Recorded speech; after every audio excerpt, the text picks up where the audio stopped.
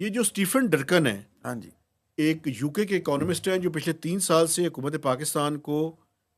جو ہے وہ ایڈوائز کر رہے ہیں اکنامک ایشوز کے جی اوپر. جی،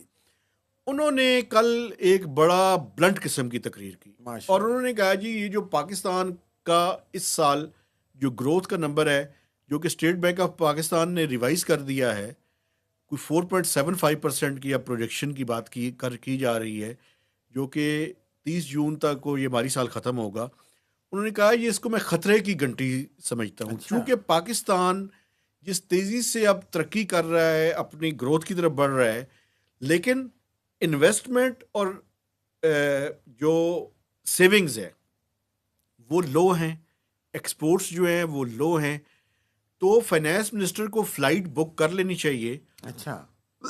واشنگٹن کے لیے کہ وہ واشنگٹن جائیں گے اپنا اگلا آئی ایم ایف پروگرام کی ڈیل کرنے کے لیے. بالکل ٹھیک ہے، تو حکومت جو کہہ رہی تھی کہ یہ آئی ایم ایف کا لاسٹ پروگرام ہوگا،